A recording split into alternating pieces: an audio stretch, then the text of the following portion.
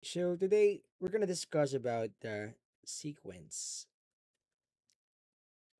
So you know what? Sequence is just a list of numbers in order. So ibig sabihin, kung may mga numbers tayo or listahan ng mga numbers na nakaayos, that is an example of sequence. And that number, we should call it as a term. Okay? You know what? Sequence ay may dalawang uri. No? First is the finite, which means, for example, I have here 1. When I add 3, that is 4. When I add 3, that's going to be 7. And when I add 3, 10. At isasarado ko na po yan. Ibig sabihin ng finite, mayroon siyang katapusan. Ang pinakahuling term na meron tayo dito is that is 10. Okay? If there is a finite term, there is always or there is also an infinite term. So an example of infinite term is we have 3. That is the first term. Um, the second term would be mag-add tayo ng 4. That's going to be 7. Add tayo ng 4, 11. Add tayo ng 4, that is 15. And so on and so forth. Okay? So, maglalagay ako dito ng tatlong dots which represents an infinite set.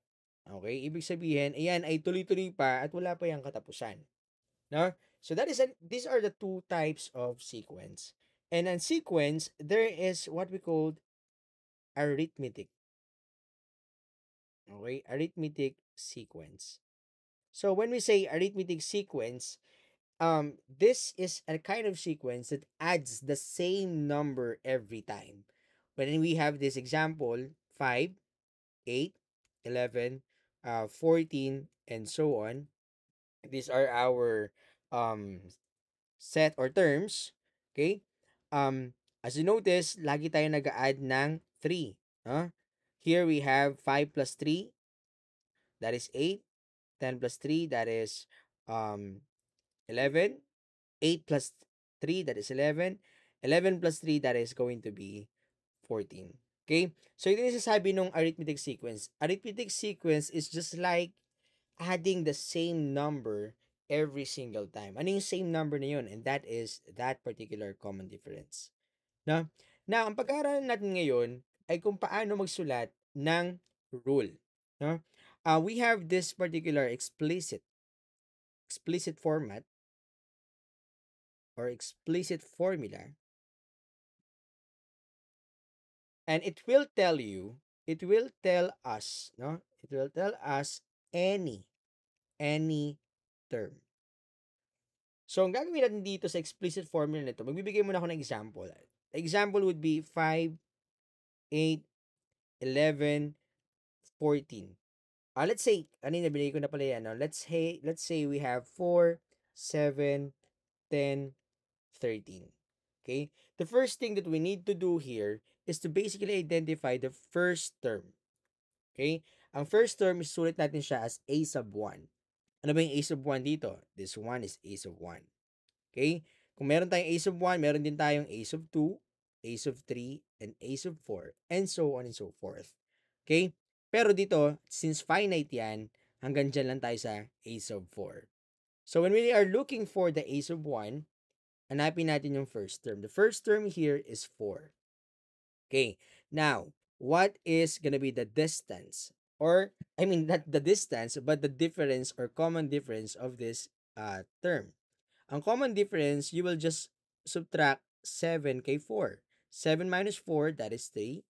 10 minus 7, that is 3. 13 minus 10, that is going to be 3. And that 3 is what we call common difference. So our common difference or D is 3. And there is a specific format or rule for particular formula or explicit formula. The rule is the first or a sub k. Okay, by the way, k is just a term here, or the number of term equals the first term, which is a sub 1, plus the common difference na d, and then times the term number, okay, minus 1. Again, what is that term number ba? Itong k na to, itong k na to. kung ilang term ang ginamit natin dito, yun po yung term number. In this case, we have 4 terms. Kung hanapin natin yung pang-apat na term, so we will change this as 4. Okay? So dito, kung hanapin natin yung pang-unang term, which is yung 4, ito ang gagamit, to papalitan natin ng 1. Okay? So now, ang gagawin natin next is we will just change the ace of 1 here. The first term is 4. So we're gonna change it as 4 plus the common difference that we get is 3 times the k minus 1. And this is the rule na gagamitin natin for us to find out whether ano ba yung term na gusto mong hanapin. Gusto mo bang hanapin yung pang-limang term or pang-anim na term or ace of 5 or ace of 6? Then you can use this particular formula. Sige nga, ituloy natin yung given na to. Pag tinuloy natin, we have, let's find out the ace of 5. Okay?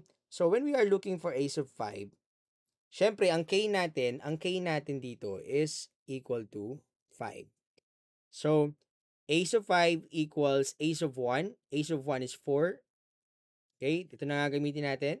Plus the common difference na 3 times K. Yung K natin, since pang 5 yung hahanapin natin, so we will write it as 5 minus 1. Okay? So, now, before we add, we subtract the 5 and 1. 4 plus 3 times 4 minus 1, that is 4. 5 minus 1, that is 4. And then, we multiply this two number. 4 plus 3 times 4, that is 12. And that is equal to 16. Therefore, yung panglimang term ay equal sa 16. Tama ba? Yes, pag nag-add tayo ng 3 dito, alam natin na 16 yung lalabas. Okay, so, yan. Ito yung dahilan bakit kailangan natin gawin tong explicit formula na to. Okay, now, let's move on to the next kind of formula. Kung meron tayong explicit, meron tayong tinatawag na recursive. Recursive formula.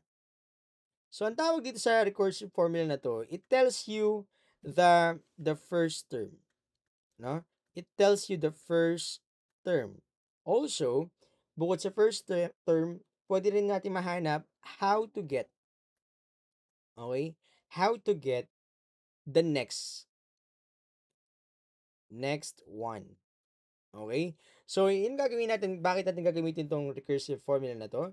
Now, what is the recursive formula? Let us have here the given 4, 7, 10, 13, and so on. Okay? So, here we have this sequence, and this sequence is an infinite set. Okay? And then the first term, we all know the first term is 4. The common difference, when we get a common difference here, we all know na yan ay 3. Okay?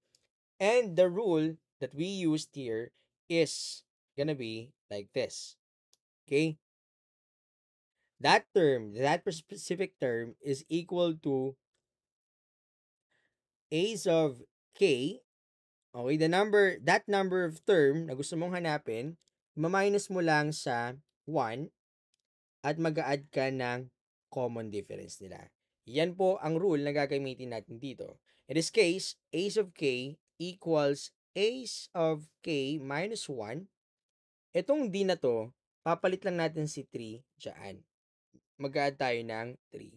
And this is the formula that you can use for you to find out the first term and how to get the next one. Okay? So, let's find out. Try naman natin hanapin ang pang-anim na term. So, ngayon, ang k natin is equal to 6, right? So, here, we have ace of 6 equals ace of, syempre, ito na gagamitin natin, k minus 1 plus yung k na yan, that is 6. 6 minus 1 plus 3. Okay. So, a sub 6 minus 1, that is going to be 5, right? Plus 3. Okay. So, for you to find out the ace of 6, syempre kailangan mo muna hanapin si ace of 5. Ano ba tong ace of 5 na to? So we have ace of 1, ace of 2, ace of 3, ace of 4, ace of 5. Eh, hindi pa nga natin nahanap pala si ace of 5, no? Pero let us assume na ace of 5 is 16. Okay? Kasi nag-add na naman tayo ng 3. So we can use ace of 5 here, no, as 16. We can change ace of 5 na 16 at mag-add lang tayo ng 3. And ace of 6 now is going to be 19. Okay? And this is that particular sixth term, no? 16 plus 3, that is going to be 19. Okay? At kung gusto kong pahanap sa inyo yung ace of 100, then kahit di na kayo magbilang, mag-skip counting, gamitin nyo na lang itong formula na to. Okay? So that is the benefit of learning this particular sequence topic. Okay? We will see you in our next lesson.